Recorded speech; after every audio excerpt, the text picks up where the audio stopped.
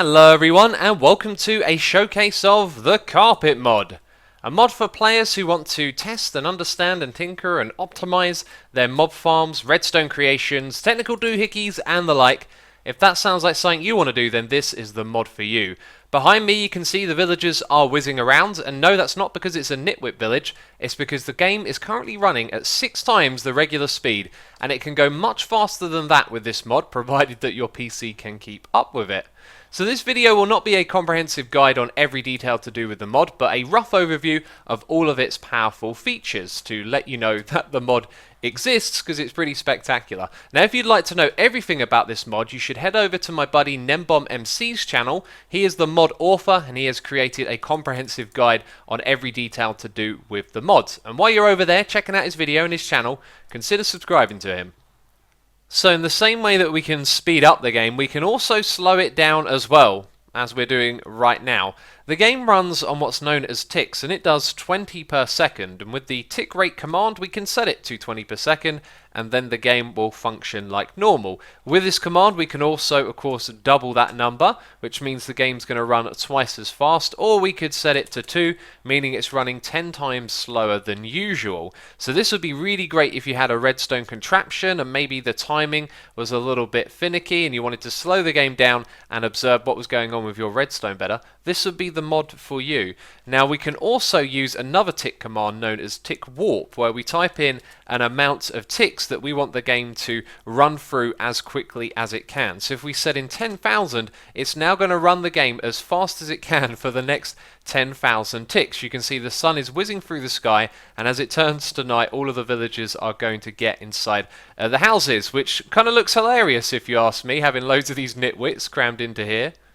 If you've ever built a farm in Minecraft, at some point you've probably been curious to know what the drop rate of that farm is, and this will usually involve leaving your computer on for a few hours to do an AFK test, and with the tick warp command we can turn hours into minutes. This mod is extremely useful if I haven't made it clear enough already. So this is the farm that we built in Season 3 of Hermitcraft. I theorised that using glass panes would be more efficient than cobblestone, and although this has already been put to the test before, we're going to do it again, so we can make the game run much faster. How many ticks are we going to go for? 1,000? 10,000? How about 100,000 ticks? And now you can see the game is really working. And don't be alarmed, there are actually hoppers down below and chests to collect the items, and even those things will run fast as well. And that was done in no time at all. So let's do another 100,000 ticks. And if we check into this hopper, I mean, we don't even see the cactus going in there, but you can see it's putting in the items very fast because everything in the world is running at a faster tick rate. Well, my memory is never the best. The cobblestone one is ever so slightly more efficient, and not by much. We're talking fractions of a percent. But I had to go back and watch my myth busting video. Turns out that I'd already figured out this was more efficient, if there was a more efficient one, and I decided to do this one because it looked prettier and it hardly made any difference at all. So, just reconfirming what we learned in myth busting. So enough about things that I forget. Here is something that I definitely won't forget. It is my witch farm design from Minecraft 1.9. I had a lot of fun making this, and unfortunately it is now outdated. Some changes in the game mean that spiders are able to spawn on top of the pistons, which reduces the efficiency of the farm as spiders will build up inside of here. Now what I'm going to show you is another useful command called spawn tracking. We're going to start using this right now. So we go to spawn, then tracking, and then we want to type in hostile because we want to track hostile mob spawns. Now the spawn tracking hasn't started just yet. We have to replace hostile with start, and then the tracking will start. And guess what? We can also use this with the tick warp command. So let's warp in 10,000 ticks, which is around 8.5 minutes, and then we can see how many witches would have spawned. Okay, the warp has finished. Now we want to use the stop command, and this is going to give us all of the information to do with the hostile mob spawns. So it tells us how long the tracking lasted in minutes. It also gives us in percentages the success and fail rate of attempted spawns, and it tells you how many of each mob spawned, and then it gives you the average per hour. So the witches, there were 206 in our test, which is an average of 1,434 per hour. So there is a reason this is called the carpet mod. That's because we can place down carpets and learn more about the environment that we're in.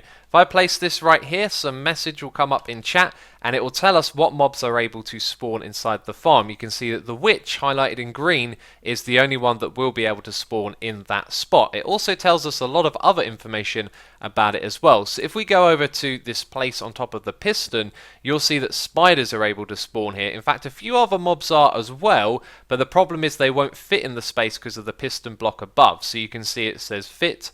Yes, the spider is able to fit in that space and therefore it can spawn there. So if we go outside of the bounding box of the witch hut and place one right here, you'll see that no is the answer to everything because it's a glass block. Of course, nothing's going to spawn on there. If we go one block further out, we'll see the mobs that can spawn here are most of the hostile ones, with exception to the spider, and it gives us all of the information that we could ever ask for about it.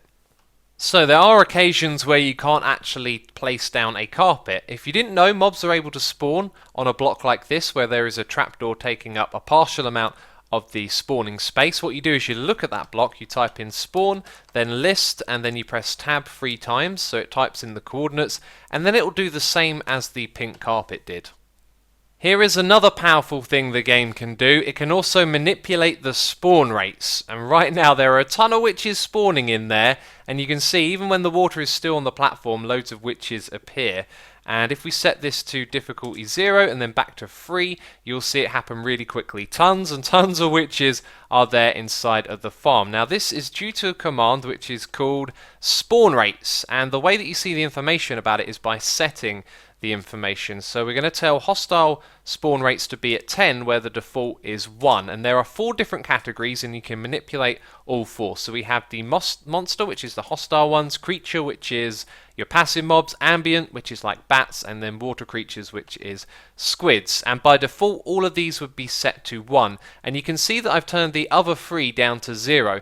Now this can be very useful because if you're in an environment like this where no bats or passive mobs or squids would spawn in the world, you can turn those all to 0, and then when you do your testing it means that you can warp the game faster because it's trying to do less things. So if we run this for 10,000 ticks, it will technically be going a little bit better than if those other ones were also set to regular spawning. Okay, this next one is going to be fun and potentially disastrous on this computer. I don't think this is going to be terribly useful for anything other than testing what it's like to play on a world with other people. So let's go to spawn and then mobcap, and we can set this to whatever we like. If we press enter though, it will show us the default, which is 70. Apparently there is 77 out of 70 monsters in here. Also shows you those spawn rates like we saw just a moment ago. Now what we're going to do is set the mobcap for hostile mobs to 200. I believe I typed that the wrong way around. It's 200 then hostile. And now you can see it, there are a lot more mobs in this area than there was a moment ago, but we're really going to push things here. We're going to set this to 1,000, and straight away the world is populating with an absolutely ridiculous amount of mobs. Oh, we got to go even higher, that's what I think. Okay, 5,000 hostile mobs. How is my computer doing? It seems to be managing it. And this is a pretty crazy sight. The game is though starting to really slow down. We should probably put that back to something lower. So this is the carpet mods, and we should get back to the carpets. There's also a black carpet that you can place down and see that spawn info to do with the mobcap and how many attempts it is making to spawn each tick. If you place this on top of a red wall block, it will tell you where monster entities are in the world. So it gives us the exact locations of each of these ones that I've got here. Of course they have no AI, so that's why they're standing still and peacefully existing together. There's the creature class for the green one right there, so it tells us where the sheep, rabbit and cow is. We've got a squid in that water. If we put it on blue wool, it will tell us where the squid is, and brown wool is for the ambient mobs, which are the bats. The brown carpet is basically a measuring tape. You put one in one spot, it tells you the coordinates of it. You put it in another, and then it tells you the distance between it. And it uses 3 different mathematical terms. I understand what a sphere and a cylinder is. The Manhattan one, I'm not sure. I'm sure some of you out there will know exactly what it means. Then we have the grey carpet, which provides just about as much information about a block as you could ever ask for. we place it down on top of the bedrock, you can see we get over a page worth of information, all sorts of different statistics here. Is it a liquid? Is it a solid block? Does it emit light? Is it opaque? Does it have redstone power? There is endless amounts of information available on each of these blocks, which is simply fantastic. This is definitely going to change the way we do myth busting in the future. Next up, we got game rules that are for redstoners. Really interesting ones, actually. So if you know about quasi-connectivity, you'll understand why these aren't extended, but when we update them, they do extend, and vice versa as well. There is a game rule for this, so we can set quasi-connectivity to true. Let's go and set it to false and see what happens. So now when we extend this, you'll see only this piston extends, meaning quasi-connectivity has been removed from the game. There is also another one called extended connectivity. When we set this to true, what we're doing is treating the game like it has quasi-connectivity, but it doesn't require an update to work. And in order for this to work, you also need to have that quasi-connectivity rule set to true. So now when I go and power this, you'll see that all of the pistons power because the extended connectivity is active and it doesn't require an update to let it know that it's powered. So I won't be showing you everything there is to see in this mod. There is quite a lot more technical stuff that you can find out about on Nembom's video, but he also added this little Easter egg. I'm going to eat this chorus fruit because we're about to hit the ground. You can see there that we got teleported up into the sky. It takes you up by about 40 blocks, and I think this is extremely cool, and I'd love to see this in vanilla. It'd be so cool to have this, you know, chorus fruit from the end, take them with you when you're flying, and when it looks like your journey's out and you've got to start again, just eat the chorus fruit, get teleported up into the sky. Of course, you lose a little bit of momentum, but you gain height, and I think it would be a really lovely addition. And so that concludes our showcase of Nembom's mod. If you have enjoyed this video, please do leave a like and be sure to go and check out his channel and his video on the mod as well. There was something really important that just crossed my mind. I probably should have mentioned right at the beginning of the video. This is a server mod. It mods the server, and the server also doesn't make changes to the world that you're in. So everything you do is temporary, and that makes it perfect for testing and not messing up any of your worlds. But anyway, that is it from me this video. Thank you for watching, and I'll catch you next time. Bye bye.